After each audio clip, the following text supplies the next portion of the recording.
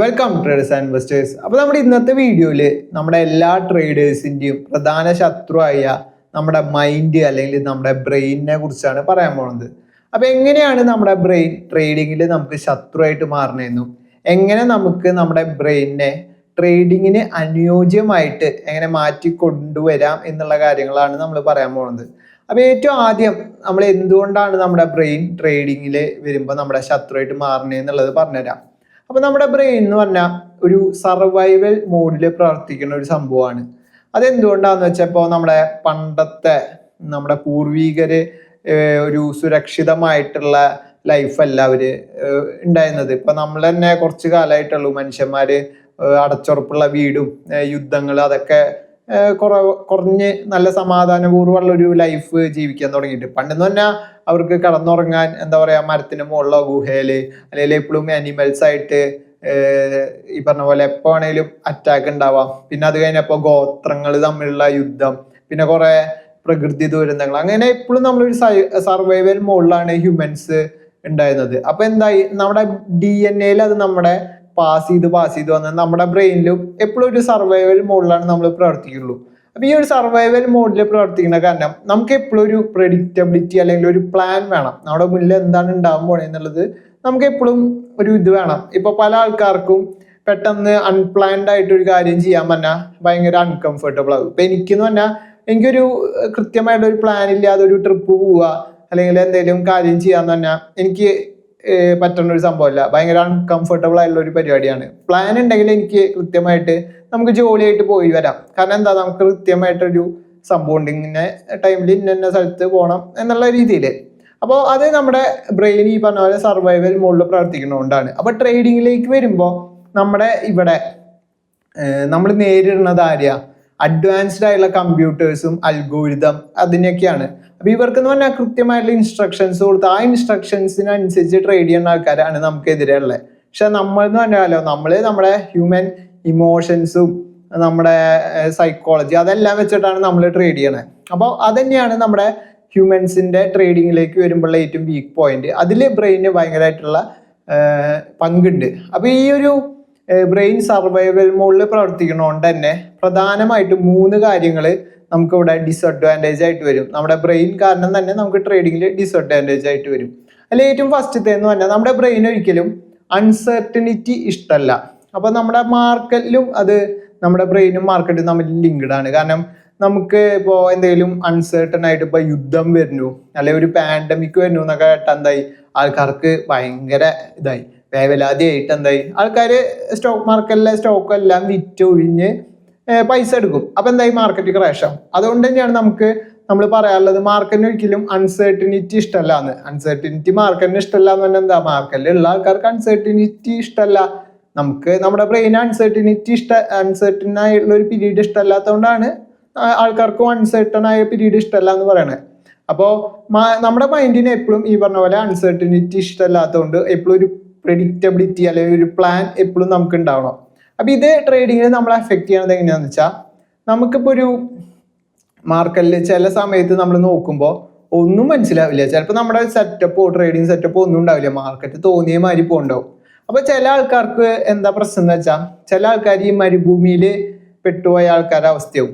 മരുഭൂമിയിൽ ഒരാൾക്ക് വെള്ളം കിട്ടാണ്ട് പെട്ട് അയാൾ അലഞ്ഞ് തിരിയാൻ തുടങ്ങി എന്തുണ്ടാവും, അയാളുടെ ബ്രെയിനിൽ മറ്റേ ഇല്ലാത്ത തടാകം പോലും അയാൾക്ക് കാണിച്ചു കൊടുക്കും. അപ്പൊ അതേ അവസ്ഥ തന്നെയാവും ഇവിടെ ഇങ്ങനെ ഒരു അൺസർട്ടൺ ആയിട്ട് ഇങ്ങനെ മാർക്കറ്റിൽ നിൽക്കുമ്പോൾ നമ്മൾ അതിൽ നോക്കി നിന്ന് കഴിഞ്ഞാൽ എന്താവും, നമ്മുടെ ട്രേഡിങ് സെറ്റപ്പ് ഒന്നും ഇല്ലെങ്കിൽ പോലും അവിടെ ഒരു ട്രേഡിങ് സെറ്റപ്പ് ഉണ്ടെന്ന് നമുക്ക് തോന്നും. നമ്മൾ അത് പോയിട്ട് ട്രേഡ് ചെയ്യാൻ നിൽക്കും, ലോസ് അടിക്കും. അപ്പൊ ഇതേപോലെ തന്നെയാണ് നമ്മൾ ഈ ഒരു അൺസർട്ടൺ സംഭവം ഉള്ള കാരണം തന്നെ നമുക്കൊരിക്കലും മാർക്കറ്റിൽ ഒരു റാൻഡം ആയിട്ട് ചെന്ന് ട്രേഡ് എടുക്കാൻ പറ്റില്ല. അത് ഭയങ്കര പ്രശ്നം ഉണ്ടാകും. അപ്പൊ നമ്മൾ എന്ത് ചെയ്യണമെന്ന് വെച്ചാൽ ഒരു കൃത്യമായുള്ള ട്രേഡിംഗ് പ്ലാൻ ഉണ്ടാക്കണം. ഈ ഒരു അൺസർട്ടനിറ്റിനെ, ബ്രെയിൻ്റെ അൺസർട്ടനിറ്റി എന്നുള്ള ഒരു വീക്ക്നെസ്സിനെ നമ്മുടെ എന്താ പറയുക അഡ്വാൻറ്റേജിന്, ട്രേഡിങ്ങിൽ നമ്മുടെ അഡ്വാൻറ്റേജിനായിട്ട് ഉപയോഗിക്കാൻ വേണ്ടി നമുക്ക് എപ്പോഴും ഒരു ട്രേഡിംഗ് പ്ലാൻ ഉണ്ടാവണം. അതിൽ പറഞ്ഞ മാതിരി എൻട്രി, എക്സിറ്റ്, നമ്മൾ എന്തുകൊണ്ടാണ് ട്രേഡ് എടുക്കാൻ പോണേ, അല്ലെങ്കിൽ നമ്മൾ എത്ര നേരം അതിൽ വെയിറ്റ് ചെയ്യും, അല്ലെങ്കിൽ ഒരു ടൈം പീരീഡ്, അങ്ങനെ കൃത്യമായുള്ള ഒരു ട്രേഡിംഗ് പ്ലാൻ നമുക്ക് ഉണ്ടെങ്കിൽ എന്താ, നമുക്കിവിടെ അത് അനുസരിച്ച് മാത്രം നമുക്ക് ട്രേഡ് എടുത്താൽ മതി. അപ്പൊ എന്തായാലും നമുക്ക് കൃത്യമായുള്ള ട്രേഡ് എടുക്കാം. അല്ലാതെ വെറുതെ ഇങ്ങനെ മാർക്കറ്റിൽ നോക്കിയിരുന്ന് ഒന്നുമില്ലാത്ത ടൈമിൽ പോയിട്ട് ട്രേഡ് എടുത്ത് പൈസ കളയണ്ട. അപ്പോൾ എല്ലാം കൃത്യമായിട്ട് വന്ന് നമ്മളതെല്ലാം ചെക്ക് ചെയ്തിട്ടാണ് നമ്മൾ ഒരു ട്രേഡിക്ക് പോകണമെന്നുണ്ടെങ്കിൽ എന്താ നമുക്ക് ഈ അൺസർട്ടനിറ്റിനെ കുറേയൊക്കെ ഒഴിവാക്കാം. പിന്നെ അൺസർട്ടൺ ആയിട്ടുള്ള ടൈം വരുമ്പോൾ മാർക്കെല്ലാം അൺസർട്ടനിറ്റി വരുമ്പോൾ എന്ത് ചെയ്യണം, നമുക്കൊന്നും മനസ്സിലാവില്ലെങ്കിൽ മാറിക്കുക. മാർക്കെല്ലാം അപ്പോൾ പോയി പൈസ കളയാതെ മാറിക്കുക. കാരണം മാർക്കറ്റ് ഇവിടെ ഉണ്ടോ, എപ്പോൾ വേണമെങ്കിൽ നമുക്ക് ട്രേഡ് ചെയ്യാം. ഇനി രണ്ടാമത്തെ ഒരു കാര്യം എന്താണെന്ന് വെച്ചാൽ നമ്മുടെ ബ്രെയിൻ ഒരിക്കലും നമ്മൾ വേദനിക്കുന്നത് ഇഷ്ടമല്ല. അതുകൊണ്ടാണ് പല ആൾക്കാരും നമ്മൾ വിന്നിങ് ട്രേഡിൽ നിൽക്കണേക്കാൾ കൂടുതൽ ലൂസായിക്കൊണ്ടിരിക്കുന്ന ട്രേഡിൽ ഹോപ്പ് ചെയ്തിട്ട് നിൽക്കണത് ഇത് ലാഭത്തേക്ക് വരും എന്നുള്ളത്. അപ്പോൾ നമ്മളിവിടെ നോക്കുമ്പോൾ എന്താ, നമ്മൾ ഒരു വിന്നിങ് ട്രേഡിൽ നിൽക്കുമ്പോൾ നമുക്ക് എന്താ പല ചിന്തകളും വരും. അയ്യോ ഇത്ര വരെ കിട്ടിയ ലാഭം ഉണ്ട്, ഇതിനി നഷ്ടപ്പെടുമോ, ഇനിയിപ്പോൾ നമ്മൾ കൂടുതൽ ലാഭം നോക്കി നിന്നാൽ ഉള്ളത് പോവോ എന്നൊക്കെ വിചാരിച്ച് നമുക്ക് കിട്ടണ ലാഭം എടുക്കും. അപ്പോൾ എന്തുണ്ടാവും, അവിടെ നമുക്കൊരു നഷ്ടബോധം അല്ലെങ്കിൽ ഇനി ഈ ലാഭം പോവില്ല എന്നുള്ളൊരു എന്താ പറയുക ആ ഒരു അൺസർട്ടനിറ്റി അല്ലെങ്കിൽ ആ ഒരു പെയിൻ അവിടെ റിലീഫ് ആവും.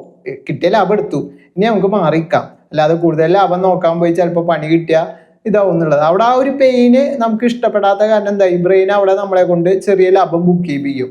ഇനി നമ്മളൊരു നഷ്ടത്തിലാണെങ്കിലോ, നമ്മൾ നഷ്ടത്തിലാണെങ്കിൽ എന്താ, ഓ ഇത് നഷ്ടത്തിലായി, ഇതിപ്പോ ഇനി കുറച്ച് കയറിയാൽ ചിലപ്പോൾ നമ്മൾ കയറിയ സ്ഥലത്ത് തന്നെ ഇറങ്ങാൻ പറ്റും. അല്ലെങ്കിൽ ഇപ്പോൾ നമ്മൾ ഇനിയിപ്പോൾ ഇവിടെ നിന്ന് ക്വാണ്ടിറ്റി കൂട്ടുകയാണെങ്കിൽ എന്താ, നമുക്ക് ഇത് ഒന്ന് മേലേക്ക് കയറുമ്പോൾ തന്നെ ചെറിയൊരു ലാഭത്തിൽ ഇറങ്ങാൻ പറ്റും. നല്ല നഷ്ടം എടുക്കാനുള്ളൊരു വേദന ഉണ്ടാവും. അപ്പൊ എന്തുണ്ടാവും, ഈ നഷ്ടം ട്രേഡിൽ ഇങ്ങനെ പിടിച്ചിരുന്നിട്ട് സ്റ്റോപ്പ് ലോസ് എത്തണോർത്തൊന്നും എക്സിറ്റ് ചെയ്യാത്തതുകൊണ്ടാണ് ഇങ്ങനെ പിടിച്ചിരിക്കണം. എന്നിട്ട് എന്തായി, ഉള്ള നഷ്ടം ഇങ്ങനെ കൂടി വരും, ആവറേജ് ചെയ്തിട്ടും അല്ലെങ്കിൽ ഇങ്ങനെ പിടിച്ചിരുന്നിട്ടൊക്കെ. എന്നിട്ട് ഒരു 1000 രൂപ നഷ്ടപ്പെടുത്തേണ്ടടുത്ത് ചിലപ്പോൾ 5000 രൂപ നഷ്ടമാക്കി കളയും. അപ്പോൾ ഇത് നമ്മുടെ ബ്രെയിനിന്റെ ഒരു എന്താ പറയുക വീക്ക്നെസ് ആണ്. നമ്മുടെ ബ്രെയിൻ ഒരിക്കലും നമുക്ക് വേദന ഉണ്ടാവാൻ പോണ കാര്യങ്ങൾ ഇഷ്ടമല്ല, നമ്മളെ വേദനിപ്പിക്കുന്നത് നമ്മുടെ ബ്രെയിന് ഇഷ്ടമല്ല. അതുകൊണ്ട് നമ്മൾ എന്ത് ചെയ്യും, കുറെ നേരം വിന്നിങ് ട്രേഡിൽ നിൽക്കില്ല, പെട്ടെന്ന് തന്നെ ചിലപ്പോൾ ചെറിയ പ്രോഫിറ്റ് എടുത്ത് പുറത്തിറങ്ങും. ലൂസിങ് ട്രേഡിൽ കുറെ നേരം പ്രതീക്ഷ അർപ്പിച്ച് ഇത് വിന്നിങ് ട്രേഡായി മാറുന്ന പ്രതീക്ഷ അർപ്പിച്ചിരിക്കും. അപ്പൊ ഇതിനുള്ള ഏറ്റവും ബെസ്റ്റ് പരിപാടി എന്താണെന്ന് വെച്ചാൽ, നമ്മളിപ്പോൾ ഒരു ട്രേഡിൽ കയറുമ്പോൾ കൃത്യമായിട്ട് ഒരു ടാർജറ്റും ഒരു സ്റ്റോപ്പ് ലോസും വെച്ചിട്ടുണ്ടെങ്കിൽ അത് അച്ചീവ് ചെയ്യാൻ നോക്കുക. സ്റ്റോപ്പ് ലോസ് ആണെങ്കിലും ടാർജറ്റ് ആയാലും അച്ചീവ് ചെയ്യാൻ നോക്കുക. സ്റ്റോപ്പ് ലോസിലെത്തിയാൽ അത് അച്ചീവ് ചെയ്തു എന്ന് വിചാരിച്ചിട്ട് ട്രേഡിൽ നിന്ന് ഇറങ്ങി പോരുക.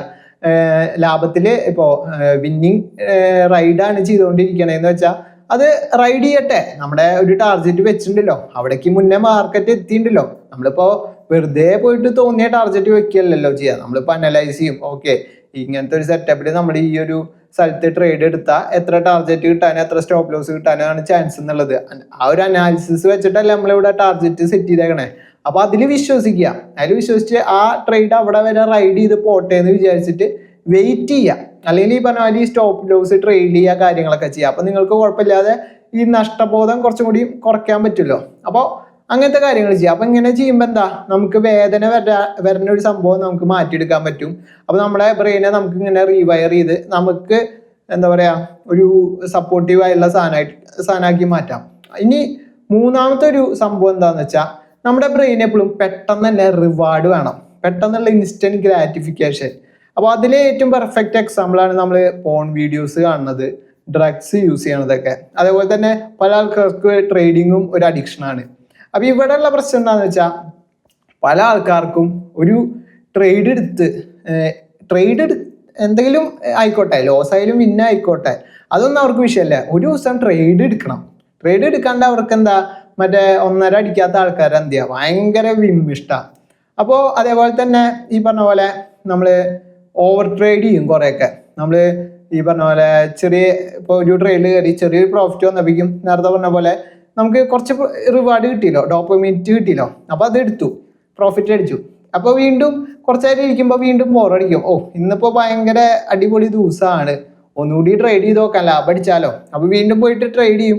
ചിലപ്പോൾ അതൊരു ഈ പറഞ്ഞ പോലെ കുറച്ചും കൂടി ലാഭം കിട്ടുമ്പോൾ എന്തായി, അത് എടുത്തു, പിന്നെ ഇങ്ങനെ തുടങ്ങും, പിന്നെ ഇതിങ്ങനെ എടുക്കണം എന്നുള്ളത്. അതേപോലെ തന്നെ ട്രേഡ് ചെയ്യാൻ വേണ്ടിയിട്ട് ചില ആൾക്കാർക്ക് നഷ്ടം വന്നാലും ലാഭം വന്നാലും പ്രശ്നമില്ല, ട്രേഡ് എടുക്കണം.